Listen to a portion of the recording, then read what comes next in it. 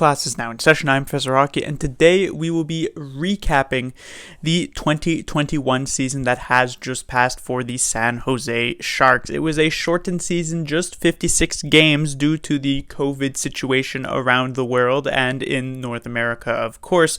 And as such, the NHL decided to go for this shortened season and put the teams into 4 separate divisions, 3 of the divisions with 8 teams, 1 of the divisions, the Canadian division, with just 7 teams. And in the 8 division teams, like the Sharks West division, they would end up playing the 7 other teams 8 times each for the total of 56 games. And in total, the Sharks ended up with a pretty bad record of 21, 28, and 7.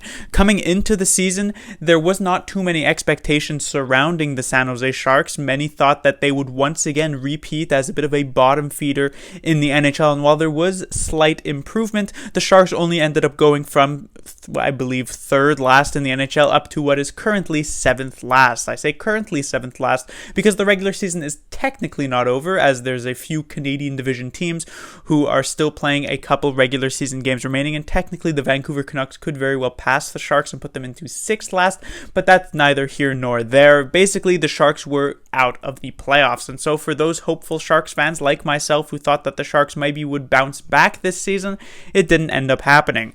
And let's start off with the matchups that the Sharks had. As I said, 7 other teams that they played 8 times each. And first we have Colorado. This was the team that would end up winning the President's Trophy as the league's best team. This is the odds-on favorite for the Stanley Cup win this season. Colorado has been a very, very hyped up team thus far.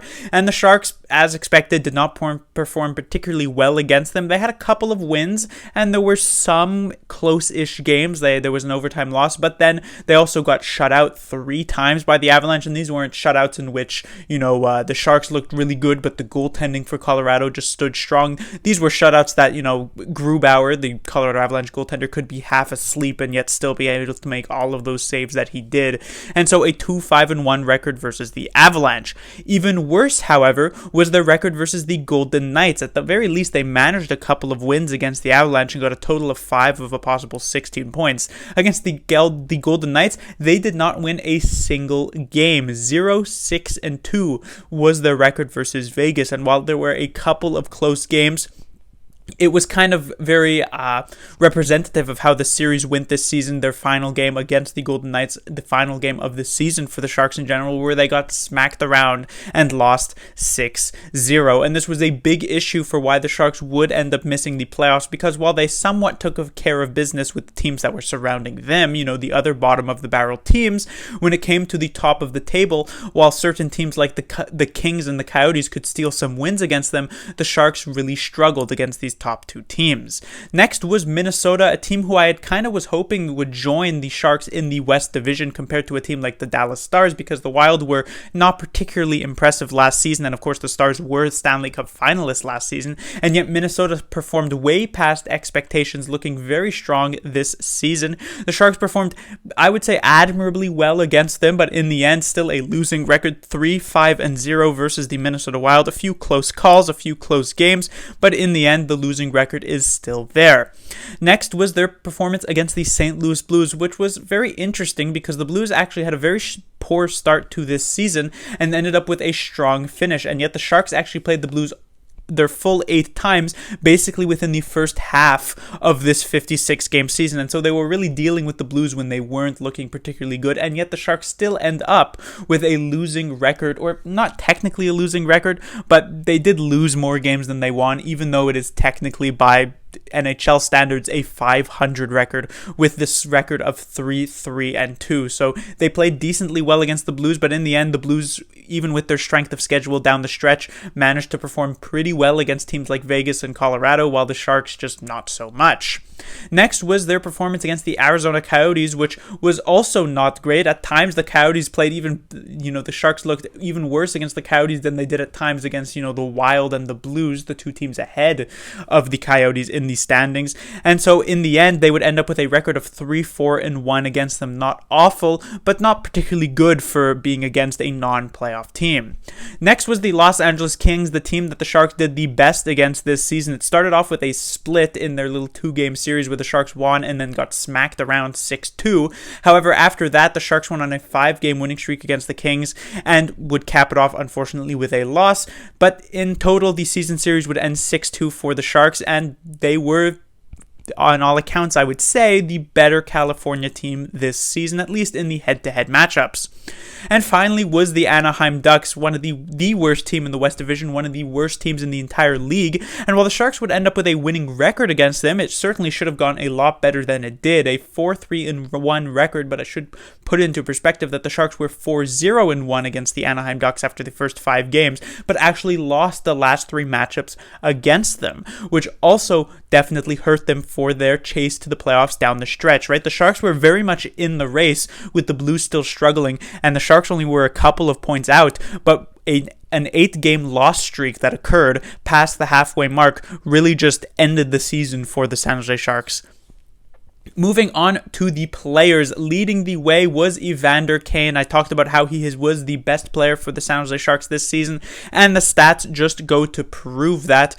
In the 56 games, as he played every single one, no suspensions, nothing like that, he scored 22 goals. That led the team, of course, with 26 assists for 48 points. However, 48 points, when you say it, doesn't sound particularly impressive because it's 48 points over 56 games, and most people are used to talking about point totals over an 82-game stretch. And so for each one of these forwards, skaters, I should say, as it's forwards and defensemen, I have averaged out their point per game pace to a full 82-game season, even if, due to injuries, they would not have ended up actually playing those full 82 games. So for Evander Kane, while he got 22 goals on the season, that would have actually put him on pace for 32 goals on the year, as well as 40 assists to get 72 points, which would have actually been a career high for Evander Kane had this been a full year, which is very impressive in what was a general pretty bad year for the Sharks as a group.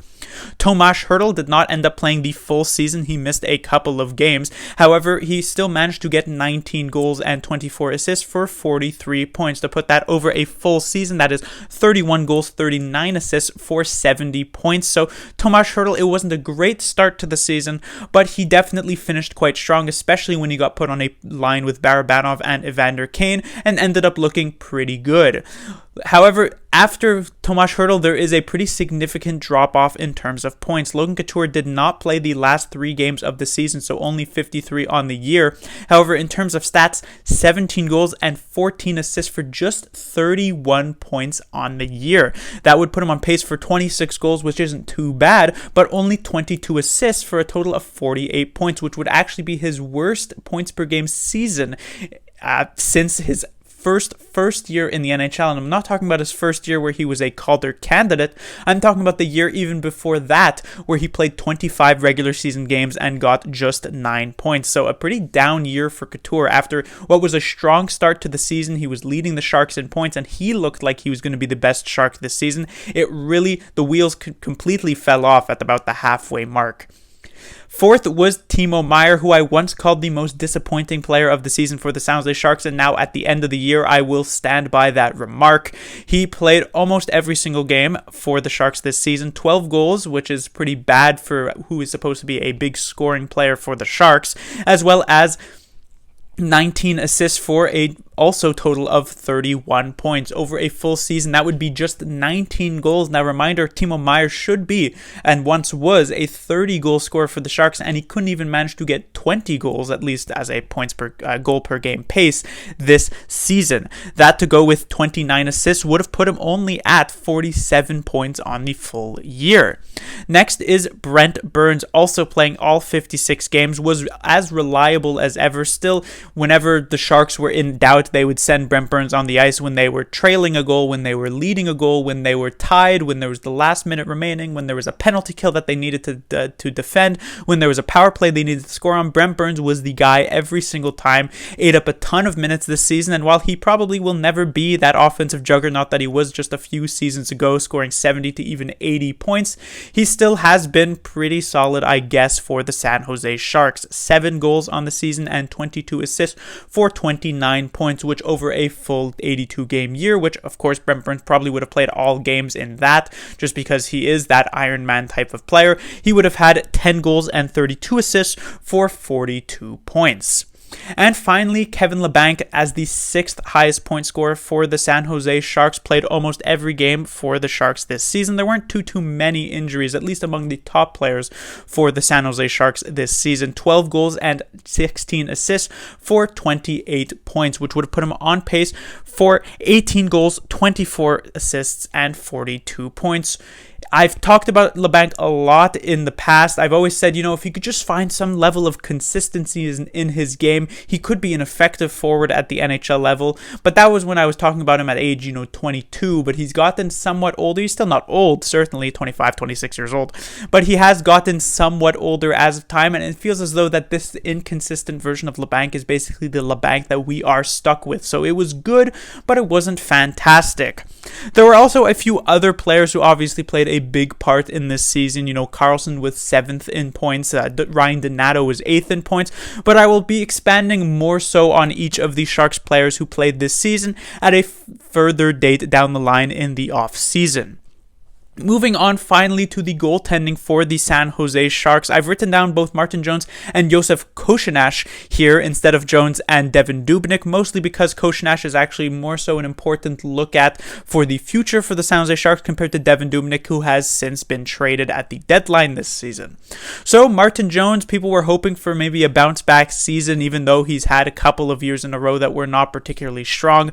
34 games started. He only managed to get actually 15 wins during that, a 3.28 GAA and a .896 save percentage. So the stats were not particularly strong for Martin Jones, and what actually makes that worse is that Jones actually had a very solid March month and even early April, which saw him put up some pretty solid stats, which kind of puts things into perspective that his, January, his February, the end of his April, and his May were so bad that his stats actually ended up looking this poor. I mean, he was pulled a ton of times during the season. I think he was now tied for the record, even setting the new record for most games pulled by a Sharks goalie in a season. And reminder, this was a 56 game season, not an 82 game season. And so it was just not a very good season for Martin Jones. And as I've said many times in the past, this very well could have been his final in teal. And then to move on to Košenáš, he got 8 starts this year with just the 3 wins, but it really wasn't too bad for Košenáš, I would say. His first couple of games were shaky, but not awful.